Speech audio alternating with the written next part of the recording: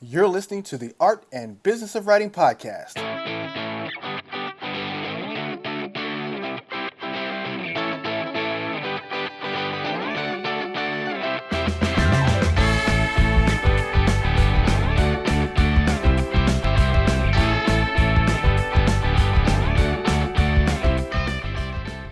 Hey guys, Chris here. Are you still on the fence about writing that book or submitting those stories to editors? Or maybe you've written your book but need help promoting and marketing it. Boy, do I have you covered. My new book, The Art and Business of Writing, A Practical Guide to the Writing Life, addresses everything from how to start to how to sell. Download a sample chapter from my website, www.chrisjonesinc.com, and under the book tab, you'll find a sample chapter there waiting for you to download. Or you can buy it on Amazon in paperback or Kindle. If you've already read it, don't forget to leave me a review on Amazon. I'd love to hear your thoughts.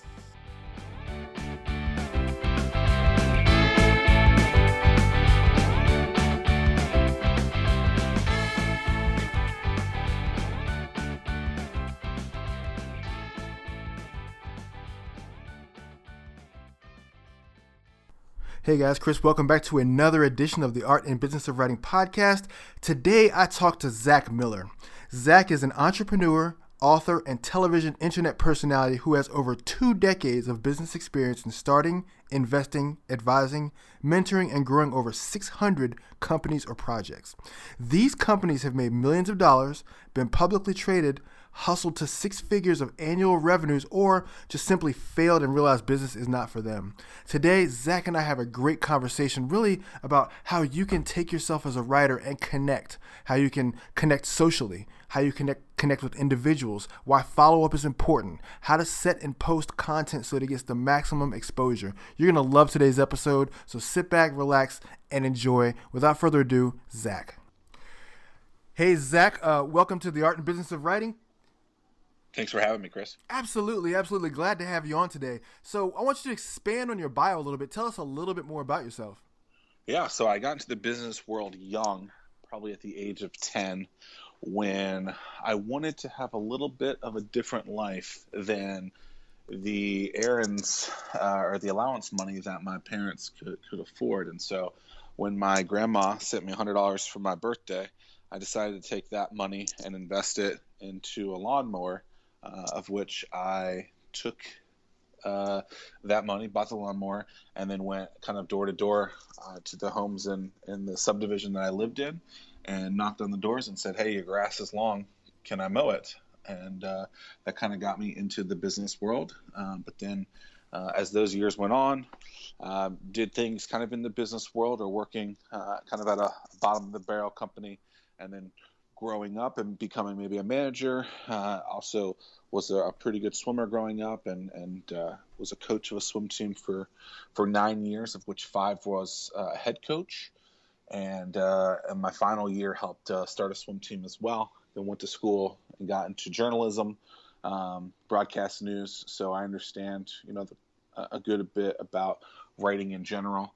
But then moved to the Norfolk, Virginia area and was in TV for a little bit then, but then really fell out of love with that because I thought it was too negative, and started working with a company and grew that. And while I was doing that, saw a huge hole in the market for early stage companies, not only local to the Norfolk, Virginia Beach region, but also, across the country. And so started dabbing into that and really understanding it and being a part of several different teams and companies to get things off the ground, and really started attacking kind of the small business startup world, which I think hadn't been really attacked. It was typically, there's a chamber of commerce, there's an economic development, or there's a city trying to do it, but are there, actual people that are going through that, trying to solve that problem? And I think that's the key, is that we really try and solve a problem that most people have a government try and fix that problem with, which is starting and growing a business. Awesome. Now you got kicked off as an entrepreneur at a young age, like you said, pushing the lawnmower, making money. Like what did that do for you in terms of just realizing there's a correlation between work and people paying you for what you do well? Well, I knew that the more I worked, the more things I could do. And while I don't exactly remember what I was buying at 10 or 12, my guess is it was video games, video consoles, and candy. And so, if I wanted more of those things, I had to do more work to do them or raise my rates. And so, I think it did two things. Number one, it showed me that you have to value something and actually make that exchange. But two is that, my mom and dad put me in a place where they were trying to help me survive by doing what they could, but also that I can control my own destiny and I can control what I want. And so I think I learned my work ethic specifically from my mom, who throughout the years has worked as many as 3 jobs at a time just to keep her kids afloat. And so I think, people that sit around and wait for something to happen, that action's not going to happen if you don't create it. And so if you want an action to happen, you have to go after that action and do it. You can't sit there and say, oh, I want to sell 1,000 books and I'm going to put it on Amazon. It's just going to happen. As great as a platform as Amazon is, you likely have to do a million different things to get those things to work the way that you want. And it's all just, taking those risks, marketing towards it, selling towards it, and really making something happen. So I think, learning from my mom that, go after something in life. And so for her, the conversion for her, the sale for her was making sure that her kids had a good life. For me, that's something different, but I know that I can control everything that I want. And if I want more things to happen, I have to go after it and get it. Now, a lot of my listeners are freelance writers, they're Yep. book authors. Let's develop a kind of a business plan for the freelancer. Can we do that? Absolutely. So, I'm a freelance writer. I'm looking to get into this vast sphere of submitting, proposals and, trying to get my name into books and magazines, trade journals, whatever. Yep. How do I build that, Zach? What's the ground floor thing I need to be doing first? Yeah. So the first thing I would do is take an inventory of your life. So I'm 32 years old, and I would look at everything that I've done in those 32 years and see who I know that may be doing something in the industry that I want to be doing something with, and start reconnecting with them. At that same time, I would be on things like Haro, which is Help a Reporter Out. Have you ever seen that, Chris? I have, yes, I do, and I use So it. I would get on things like that. I would start making friends with other influential communities and people that might be like you in a different niche. Those would be, it's all about creating relationships. Nothing's just going to happen because you want it to happen. And so, just like you would if you were going to ask out a girl or a guy, you have to create a relationship with that person, give them a reason to want to do you, to meet you, to go out with you. And I think the more relationships that you build, the better situation you'll have, because people understand what you're going after, and it's kind of like that base level. And then I would, if you're writing, I would figure out what you're writing for. Figure out, are you going to write something that you want to write? Is it writing for someone else? Are there ways for you to get your work in front of other people? Can you share with them some of your work? Can you ask people for favors? I think a lot of people never ask for favors. And so the best way to get somewhere is to ask. Now, I like what you talked about in the networking aspect about creating relationships. For the person who's, been behind a keyboard and, really is more introverted, how do they go about just creating these relationships? What do they need to do to kind of book themselves solid on their calendar to get these ins with these right people? Yeah, so I think networking is important, but I think sometimes people overvalue how long a situation needs to be with someone. So recently, a lot of our clients had mentioned that they were going on hour-long introduction meetings with someone. And I said, man, that's a lot of time, especially if you're going and adding lunch to the situation. You have a 15-minute car ride. You might be at an hour and a half time for something that you haven't even kind of qualified yet. And so whether you're behind the keyboard or you're in front of something, you still have to respect your time and qualify that time in a way that allows you to get the best bang for your buck. And so what I recommend doing is, whether it's in person or online, it's the same scenario, right? So if you are looking to meet with someone who's done something that you want to do, you can search for them online, see where they're communicating with people, see what communities they're a part of. And that could be on a social network, might be a part of like a mastermind group. You might be able to just email them. There's a ton of different ways to do that. And then in physical persons, well, where are they? Are they, are you look at their Instagram account? Are they, hanging out at the same bar or coffee shop a lot? Are they going to be at a Chamber of Commerce event? Figure out where they're going to be. And then what you can do is reach out to them and say, hey, I see that you are going to be at X, Y, and Z event. Just want to let you know that I'm going to be there too. I love what you're doing on, in regards to X, Y, or Z. I can't wait. I look forward to, meeting you and maybe talking for a couple of minutes there. Talk soon. And that's it.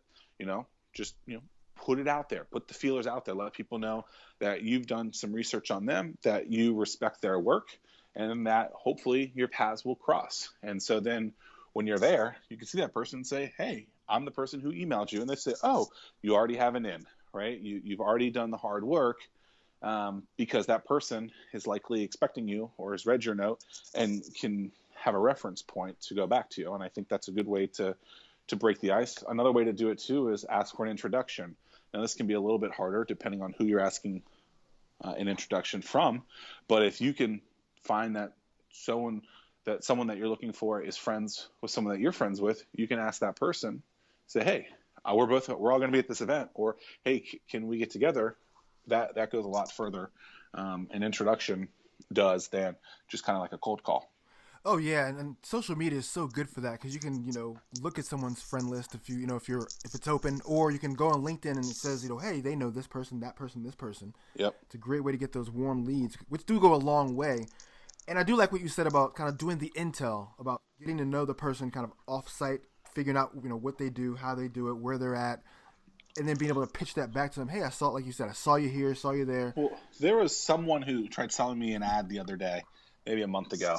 And they walked into the office and said, hey, we want to talk to you. And number one, I hate people that walk into my office that do that because, I'm clearly trying to do something else. But, I respect the hustle, so I'll listen to it for a couple minutes. And the first thing they say is, well, I just want to learn a little bit more about you. Well, I mean, you could Google my name or Google your name or Google anyone's name, figure out what they're doing, go on their LinkedIn, check out their profiles on Facebook and Twitter and see what they're talking about, and actually have some reference points so you don't look like an idiot when you go in. And so I immediately look at this person and I go, seriously? Like, you want, like, so what do you guys do here? Like all these questions. And I'm like, maybe this works for other people, but for me, like, I would rather have a direct question or a compliment or something. She's trying to sell me an ad for a publication. And I'm like, well, I have a TV show. And she's like, well, I didn't even know that. And I'm just like, well, how have you not done that research yet you want me to trust you? Like, it goes a long way to compliment someone on something that they saw. I mean, she didn't even have to watch a full episode. She could say, oh, I just saw you did this. This is great. And it's a win already in the door. But instead, it ticked me off because I'm like, here I am wasting my time on something that you should have done beforehand, because all you're doing here is basically asking me for money. And you didn't have the decency to do this other thing. So do you really want to build this relationship? Did you do any kind of intel on it? Or are you really just coming in here, spouting out this little game, and at the end of it are going to try and sell me something big? Yeah, no, I get that completely. As an editor, I would get people pitching me queries. Hey, dear editor, dear editor, dear editor. And I'm like, my name is out there. Right. Open the magazine or, look online. It's right there. It tells you who the editors of the publications are, Or how hard, like most online publications too have like recent articles that were written by, so-and-so. Mm-hmm. And, you can see here's the list. Most people are putting these things out there. And so, I respect and I love that people want to talk, but I think that at the end of the day, someone should do a little bit more research on that person if they really mean it, because you're making this qualified. You're making this more quality than just, another number on the wall. And I think when you're not a number on the wall, you're more likely to get closer to the win that you want. Agreed. Now we've kind of covered the networking and connecting base. What's the next layer we need to add on as a freelance writer, just getting my feet wet, getting out the door from the business side? Yeah. So, you've met with people, you see where that's going. I think getting your work out there maybe developing a website, if that's the channel that you want, or taking another platform, maybe on your Facebook or Twitter or your LinkedIn, and having kind of a channel of the words that you've written. And so if you've or press or people that you've, kind of like your online bio. And so having that kind of accessible so that people can see that, and so that you start getting known. So you start commenting on things, you start creating and getting that stuff out there. And then I would find those champions that seem to comment or like on your stuff, and see what they like about what you're doing, and see what kind of communities they're living in. So that, it's kind of like an always networking thing too. It's like you're distributing, but you're trying to learn from what people are seeing you do so that you can get even better. And then I would take that and say, okay, let's say, I'm looking to go, let's think baseball terms. I'm on home plate. I'm trying to hit a single, and I go to a networking event, and that's a single. Well, how do I take that single and then get to a double, or steal the base and get to second base?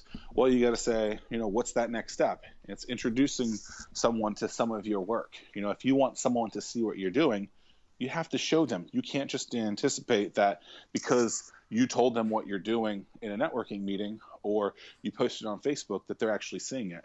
And so remind people, educate people about what you're doing, see what their response is and back, and then kind of moving to third base, maybe even to a home run, is saying, well, is there work that you want me to do for you?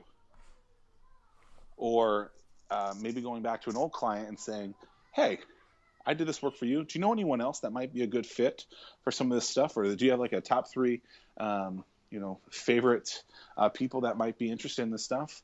I think we build these networks, but then we don't do a good job of selling ourselves for it. And so, in the art world, they talk about starving artists. And I think it's because they produce something and then they never actually sell it. Same thing can be done with writing. What can we do to get this in front of people? And so if you see someone talking about something that you're working on, maybe on Facebook, say, hey, Mary Jo, or hey, Chris, I saw that you're talking about this. That's awesome. Here's a couple of comments on it. By the way, a more in-depth story is it here, and then here's the link to the information that you just did. And so it's a lot of just taking that and pushing it to someone, answering their questions, and that builds the relationship. And then you go in and say, hey, do you need something like this? Can I create it for you? Here are my rates. This is how I can do it for you. I love that. I love the baseball analogy. I'm a baseball guy. So I love the analogies, just first base, getting connected, second base, showing your work. It's so important for writers to do. And I know so many writers who don't show their work enough. It's like they put it on there one time and it's gone forever. And it's like it's a repeat process. Do you have any like social media tips and best practices for just staying in front of people and staying visible? Yeah. So social media is a thing that's great because you can, number one, search for people, but number two, you can communicate what you want. The challenge is that, it really is impression based. So not everyone's always going to see it, but people think that because you post something that doesn't mean, because you post it doesn't mean that everyone saw it. Also, if you have a new friend that comes in 3 days later, did they see something from 2 weeks before?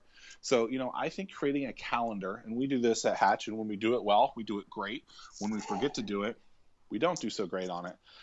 But creating a calendar and kind of inputting the content that you want to be distributed on the medium that you want on a specific day. Now, we typically do this in a 3-month pattern where we say, okay, we're going to promote this, we're going to do this, we're going to share this story, and recycle it, rinse and repeat over and over again. One of my favorite hacks, and I don't necessarily have, true data to this other than what I see, but if we're posting something as an individual or as a business, I look to my right and I look at my chat and I look at who's online. And if it's people that typically engage, then I feel that it's a good time to post. If there's a lot of people that typically engage that aren't on my chat list, which means they're not online, I don't post because likely it's not going to get those first 5 or 10 likes or comments that I would think are going to help build up the rest of the exposure piece. And so by kind of looking at who is online, if they're people that typically engage, it's fairly safe to say that the content that you post is going to be something that they will engage in. But if it's not people that you typically engage with that are on your chat, we typically don't post that type of thing, because what we've seen in the past is when we do, we don't get a lot of engagement. And so you're trying to get that early engagement early and often. And so I think just posting when people are there is a great thing. And also engage with people, right? So don't just post the stuff that you're doing, but ask questions with people, share different things that are important to other people. If you see one of your clients or something special that people had mentioned to you, maybe share that or repost that. Things like that, I think, can be a huge benefit towards kind of your social gaming. Ooh, I love that last part, just sharing. I think it's such a big deal when you start to share with other people's stuff, Yeah. and they get hip to it. They start to share your stuff, and then all of a sudden, you guys got this reach synergy where you're pushing each other's content, and then other people start to do it. Well, also think about how many times so every year it's your birthday, right? And so on your birthday, people say, happy birthday, Chris, happy birthday, Zach. And, at the end of the day, someone goes, oh, thanks so much for those birthday wishes, kind of in a mass post. Look, I guarantee you that 99% of the people listening are going to think I'm crazy for doing what I'm about to say. But I can't stand people that give that mass post. It's so, fake to me. It's like, oh, thanks. So every time on my birthday for the last 4 years, I believe it's 4 years, I literally respond to each and every person. It's not a lot, but it's just a thank you so much. This really means the world to me type of thing. Why? Because they're doing the exact thing I want them to do, right? If someone was to like my post or comment on my post on Facebook and I do nothing with it, I'm fake. I'm losing. I'm hoping that someone engages with me. They do, and I leave it blank. Or on another message, I say, oh, thanks for the birthday, love. It's not enough. If we're going to be on social media, we need to be social. Yes. And if we're not, then we should just get off. And so I would say occasionally we accidentally miss, liking someone or commenting on someone's post. Occasionally. But 99.99% of times we are engaging right back with people. And so if you want people to, be engaged with you, then they engage and you do nothing with it, you're losing. But if you engage back, you're creating a rapport, you're creating a relationship, and their networks and communities are seeing it too. That's the best part, because I've seen that happen a lot where, I like something or my wife will like something. And I'm like, oh, she liked that? Cool. Yep. And you see other people's likes. So it's like you see the precipitation of your post going all over the place because other people are liking it. It's the social aspect of social media. Absolutely. Yeah. Now, you talked about having the editorial calendar. How does someone kind of dive into developing something like that? Say I've got 20 stories. How many different ways do I share that in the course of 1 day or 2 days or 10 days or? There's a lot of different strategies to do this. I would look at it and test different things. Some people say that you should never share anything more on Twitter than 10 times, on Facebook more than 2 times. I think it's you easing into your network and seeing what people want. If you share the same thing 10 times on something in 1 day and you get no exposure on the last 9, but you've done the first one, then maybe that's data telling you that people only want it once. And so I don't think there's a specific way for each thing. I think it's try a ton of different ways, and not just the piece that, the content can be the same, but have the way you distribute it out. Maybe you put an image with a quote from something that you've done. Maybe it's a testimonial of someone talking about you, and then the blog post. Maybe it's you engaging and asking people what their feedback is on the post that you just did. There's a ton of different ways to distribute it, to distribute the same piece of content. I think it's just really learning and seeing what works for other people, and then rinsing and repeating that kind of method by just changing up the words a little bit each time. Awesome. Now with just a plethora of networks, you get Twitter, Facebook, LinkedIn, Snapchat, so many. Email. Email, yeah, exactly. How do I choose the best 1 or 2 without overwhelming myself? Because if not, social media will gobble up your entire day. Even if you're using Buffer or Hootsuite, it will gobble up your entire day. And what I love about this question is it's one that comes up a lot, and I think the answer is very simple. Do not get on any network that you are not going to engage 100% on. Because what you do is you get on this thing, you get on Twitter and you don't engage with it, and then you look like an idiot. How many times have you heard someone talk about a specific product? They tag the Twitter page. You go to that page and it says last post January of 2011. And so it being right now April of 2016, you look at that and say, wow, they haven't posted in five years. They must be closed. So I'm not going to do anything with them. So there's nothing fresh there. And so I think it's okay to maybe when a new network gets on, to maybe get that, get the handle for it. So if Twitter was to come out today, but you're not ready to invest in it, make sure you go pick up, twitter.com/Zack, or the name of your company, but you don't have to do anything with it. You basically just put a placeholder on that so that when you are ready to engage in it, you get on it. But I think which one should you choose? Choose the one that you feel the most comfortable with, and go after it. So a good example is when Periscope and Meerkat came out a few months ago. We decided to try Periscope, and so we did it hard for a little bit, and it gave us okay results. But we decided that it wasn't going to be a good fit, so we just completely stopped. But we did give it our all during that time. We just realized that it wasn't something that we thought was going to be a good investment for the long time, and hopefully that was the right decision. But right now, we focus a lot on Facebook, a good amount on Twitter as well, and a huge amount on emails. Whether it's emails through kind of distributions of like weekly calendars of things that we're doing, or just drip campaigns. It just depends on what you feel comfortable with. If someone was a little bit older or didn't feel comfortable with a specific social network, I would tell them, then don't worry about it. Just because the world is on it doesn't mean that you have to be too.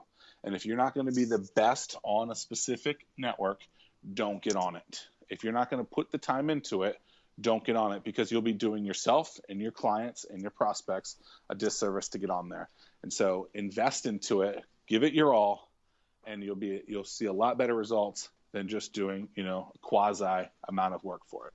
Awesome. No, I love that. That's sound advice. It's solid. Now, something that I always run up against that kind of it bothers me at times. I don't know how you feel about it, but just the authenticity side of it, where people will connect to networks. And so if I share my Facebook, brand page, it'll show up on Twitter, and it's like, I know that this person's not on Twitter. I never see them on it, but I keep seeing this Facebook link coming back, and it's like, come on, man.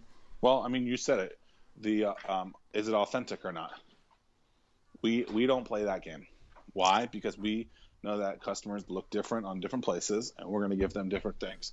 Could they potentially get a similar message or the same type of content on different things? Sure. But we don't hook up, 5 accounts and distribute it out that way. And I think people want you to be authentic, and I think people can figure that out pretty quickly. There's a lot of people that go out there and say, get rich quick schemes, and I don't, while that might work in the short term, the long term, I don't think necessarily works for that. And I think people want authentic. And I think that's what's made us successful, is because we're a jeans and t-shirt kind of company. And so as we've grown and gotten bigger and gotten more notoriety, become bigger authorities, done more things, we've stayed the same. Still jeans and t-shirts. And so it's like when I met you, what was I wearing? Jeans and a t-shirt. Like, what am I wearing today? Jeans and a t-shirt. Be yourself. I think people, this is 2016. Like, don't allow the bullying to continue. You look the way that you want to look. Don't let anyone else tell you anyway else. And so if you want to be successful and you want to wear a suit, then wear a suit. If you want to be successful and wear shorts, then wear shorts. Like, that should not matter anymore. It should matter what we do, not how we look. Yeah, it's funny that you mentioned that. I saw this, someone had posted on LinkedIn the other day, and it was a picture of a guy in a business suit, and he had a backpack, I guess it's probably his laptop bag or whatever. Yeah. And people were going, it's not professional, And people were like, dude, it's a backpack. Who cares? You know who usually says that kind of crap too? People who have never owned a business or think something has to look that way. Yeah. Some of the most successful business owners that I know, they might dress a specific way, but they accept me for who I am, and I get those meetings because of what I've done. And they don't ever say like, Zach, I wish you would, dress a little different. It's the people who have never done that thing who say it. The people who have done it understand that that's a fraternity of people that are doing the same thing, or an army of people, and they all look the same inside. Doesn't matter what you look like outside. That's so spot on. So if anyone's listening, you guys just remember that. Be yourselves. Do you. And That's what's important. Especially if you're behind the keyboard writing. Yeah. Right? Are Yeah. people ever really even going to see you? No. So, like, if you want to wear pajamas all day, wear pajamas all day. Who cares? I bring my dog to work with me every day. People are like, why do you do that? Because this is the life that I wanted to create. I took the risk. I bet on myself. And this is what I want it to look like. And I'm sorry that you don't like that. I respect your opinion. But I'm not going to change my ways because you don't like the way that I look. Absolutely. Now, something you mentioned before was email. Because a lot of writers have to pitch with email. Yeah.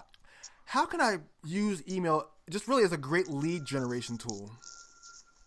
Yeah. So I think that email is a great tool because it's one-to-one base instead of impression-based like social media, meaning that it physically will go into someone's email inbox and hopefully they see it, where impression-based with social media, you don't know it. There's a good book by my good friend Danny Rubin. It's called Wait, How Do I Write This Email? And he has a lot of templates in there on different strategies to do it. But I think one of the key things to writing a good email is the subject line. And so think of your subject line as a text message. And so when you're writing or receiving this information, you're driving, hopefully not driving and texting, but we all know people do it. Or you're on the go and you don't see a lot of it. But the subject line is the key as to what you're going to do with it next. And I think that the more concise our subject lines are, the more likely we are to get the action that we want. And so typically, my emails for people, the subject line is exactly what I want them to do, right? So it might say, I want to schedule a meeting with you on this date, or here's a reminder of this thing on this date, or can we grab coffee, or I read your book and I love it. Like, that's what's going to entice someone to do that next thing. If the subject line is, hi, I'm boring and this is lame, I'm probably not going to, it's kind of like a first impression. I've lost them. But if and they studies say that if you have a bad first impression with someone, it takes 5 to 7 more positive interactions to get them back to even that first step of maybe looking at you a little differently. But how many times have you had a bad experience with someone and given them 5 more chances? Yeah. You're probably not going to get it. So I think by using your subject line as a text message, or like a text message is, you're creating a more positive interaction with that person. And so it's risky, I guess, but at the same time, it's not wasting someone's time. And that's the one thing that these people want. Also, maybe not have email be that first thing. If someone was writing and you wanted to meet the editor, see where the editor is, see if they're commenting on things, see if they had written a post, like that post, comment on that, and create a relationship through kind of like the chat game of online forums or on that post. So then when you reach out to them, your name is somewhat fresh into their minds. That's value right there. That's awesome. Now, that's a great point, just that engagement, that consistent engagement with the people that you want to reach out to. Now, quick question about the email subject line. Yep. Now, I've noticed kind of a jump and a spike in people who send emoji in their email subject line. What are your thoughts on that? So I think, it's kind of the way that people are communicating these days. And in at least one of our emails, we do it. We send out a weekly calendar of events of things that are going on in our backyard. And so some of them are our events, some of them are other events.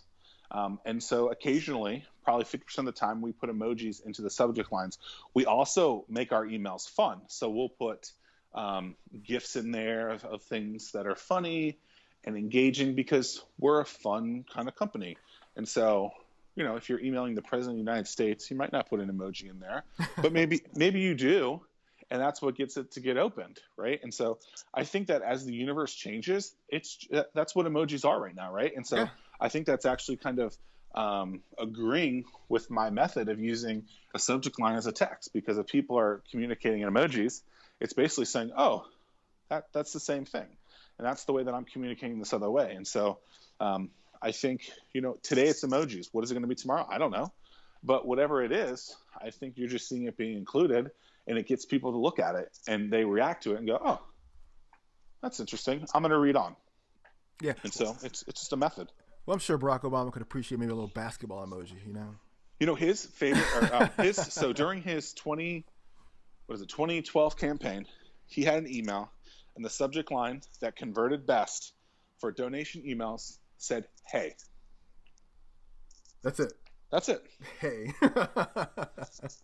Wow. That's dead on. That's one word specific. Hey. But that's it. But it worked. Hey, it's whatever works, like you said. Now, so for our listeners, just no more boring subject line, guys. No more, hey editor, no more. I've got a story for you, but like Zach said, you got to be specific to be terrific, man. Well, and they know that that's what you're asking for, right? That's so exactly what makes right. you different than someone else? When I worked in TV news, I would help, review awards for companies and try and find new hires. And what I remember as being key was that we would get a ton of different resumes. And so these resumes were typically DVDs of their kind of work in 3 to 5, 15-minute form. And what was great about this is these people don't even realize you watch like 15 seconds of their video and then it's on to the next. It's literally like a commercial. Nope. This isn't the right fit. But when someone went a little above and beyond, you would watch a little bit more. And so I remember people sending like cookie cakes and saying, you find like your 5 best places that you want, and you send them a little something more special. And so in TV newsrooms, people love food. I don't know why, they just do. They want free food. And so when I remember this one time, someone sent a cookie cake, and their thing got watched a little bit more. They ultimately didn't get hired, and that's okay, but they got more time. Right. And so what can you do to get more time? Don't be the same as everyone else. Don't just email and say, hey, I'm so-and-so, I'm looking for a job. Yeah, no crap, you're looking for a job. You're looking for a job because you don't even invest in yourself. It's like showing up but not doing nothing. And so if you just show up and you don't do anything with it, you're the guy in the corner. You can't expect that's gonna work.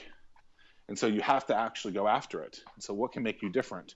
So it's raising your hand. Yeah. Be different. Yeah, and I actually want to get to that in a second. I want to go back just to what you were talking about with the email. Now that I've sent the email, we've done all the things, the cool stuff. How important is follow-up? What's the value you place on following up when you're done? So following up is extremely important. If you don't follow up, you likely will not get the result that you want.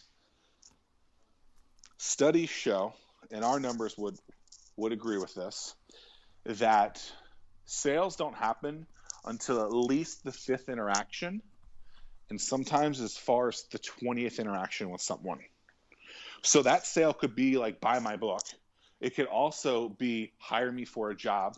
Let me write this article. Let me get on this podcast. Whatever that conversion is, it could take, or the majority of these things are in between the 5th interaction and the 20th interaction with someone. So that's all follow-up, right? So you go to a networking event or you're online and you communicate with someone and you do it once and you expect all these things to happen out of it.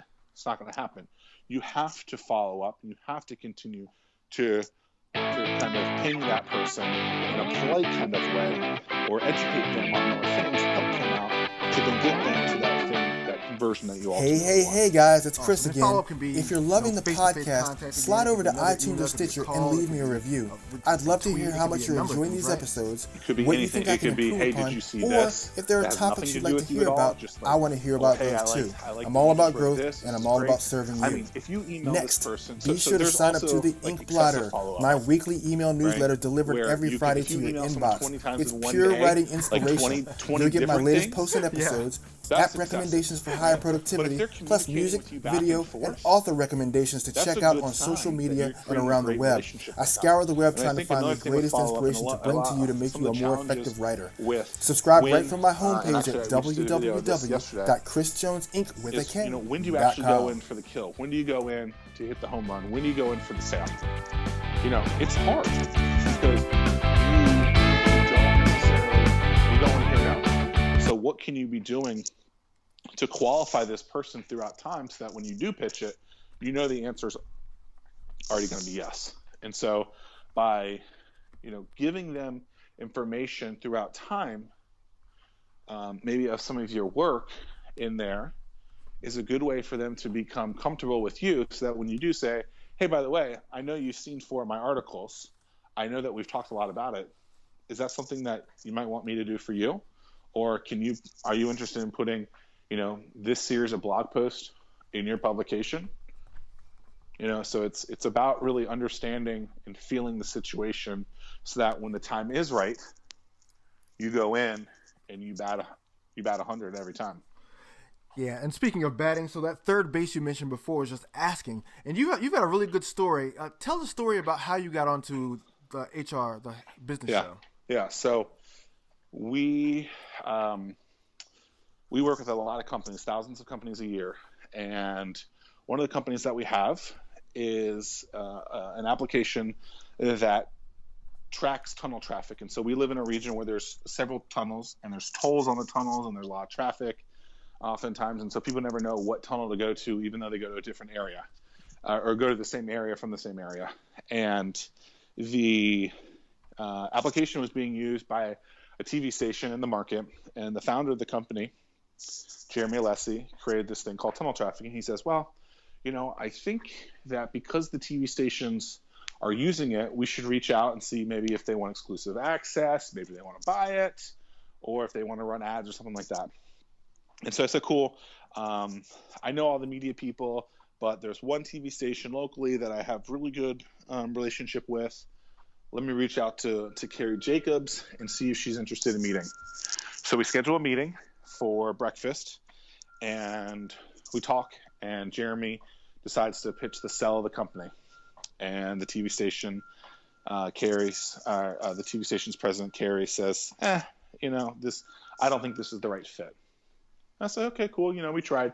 She was extremely good feedback on some of the ways to make money, and it was really good.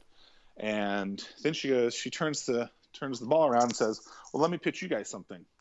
We're thinking about starting a TV show, a weekly show on kind of showcasing businesses, but not like an ad, more of like a longer tailed business education series that we can showcase several companies a week. And I said, oh, that's really interesting. I think that would be cool that companies could get this opportunity. So yeah, I think you should run with it. And she goes, well, okay, cool. She goes, do you know who could be our host? We're thinking about who could be our host. And I sit here in this situation. It's at breakfast. It's probably 9:30 in the morning. And I'm a morning person, so I'm awake. And I sit there and I go, And I raise my hand. And I raise my hand because I believe that this is something that I can do. I have no idea what it's going to look like. I have no idea what I can do with it. But I think I have a chance to go after this. And she looks at me like I'm crazy. But I said, look, I think this is something that I can do.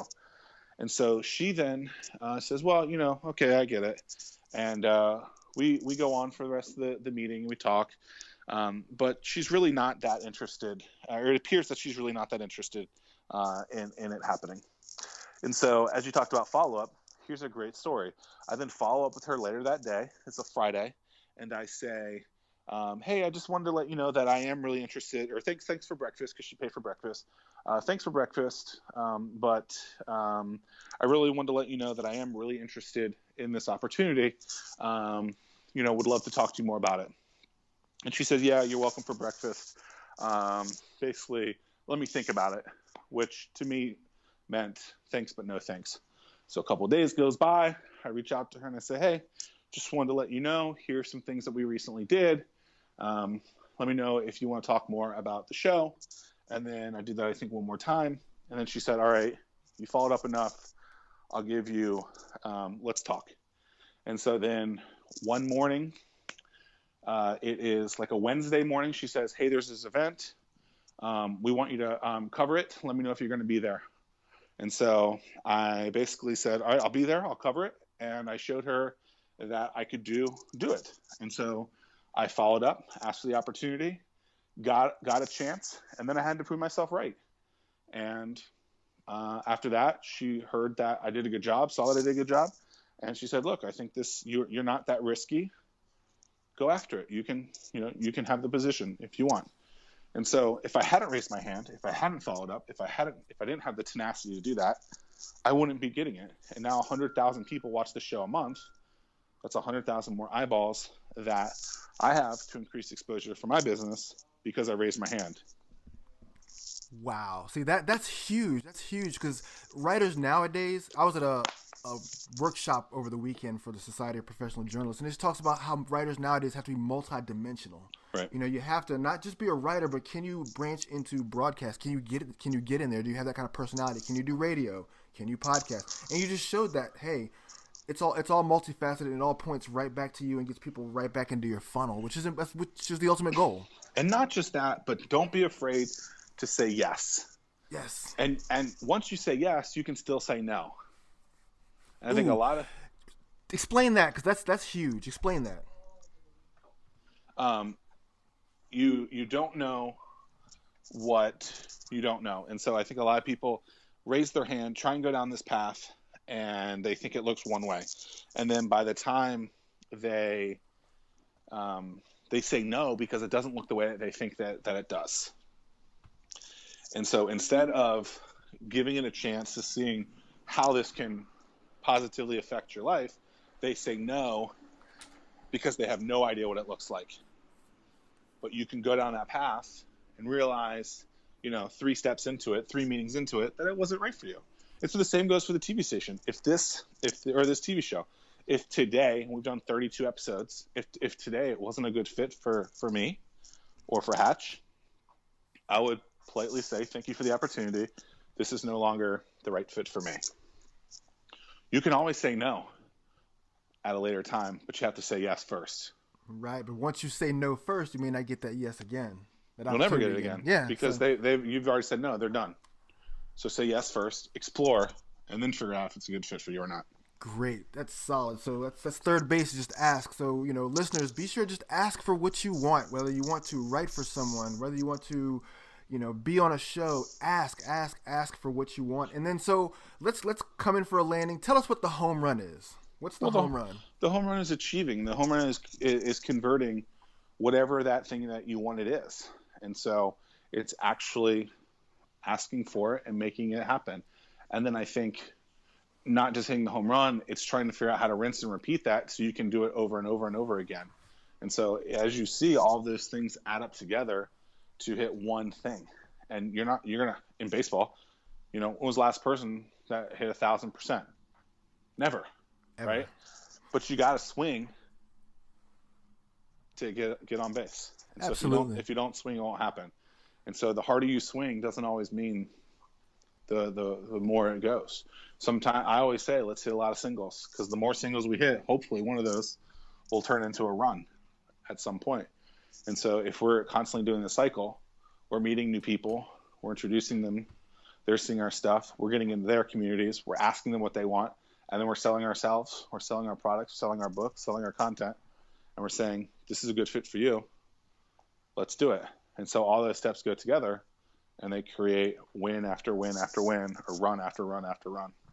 Oh, excellent analogy. Love it. All right, so we're gonna wrap up. I want you to kind of close us out with just some parting advice and wisdom for writers who really want to just take off. Yeah, so it's a long journey, no matter what. Everything will always be a long journey. Be excited that you're alive today, and raise your hand more. Don't be afraid of the unknowns, because they'll continue to be unknowns until you actually raise your hand and make it happen. the key to life, the key to making things happen is going after them. And so if we want an action to happen, we have to create that action.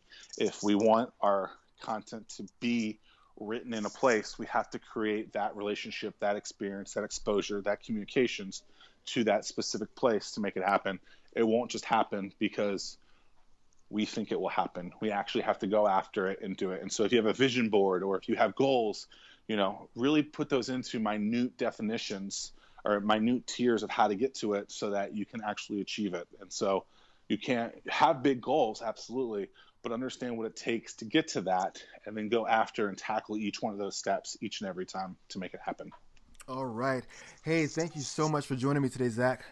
This was awesome. Thank you. Yeah, just great value. Guys listening, just be sure, just keep that baseball analogy somewhere close to you. First base, get connected. Second base, show your work. Third base, ask. And just come home with the sale. Come home, bat, and just rebat the cycles over and over. That's how you win. Love it. Zack, thanks again, and we'll talk to you soon. Absolutely. Best of luck with Hatch, and keep growing these entrepreneurs, man. Will do. All right.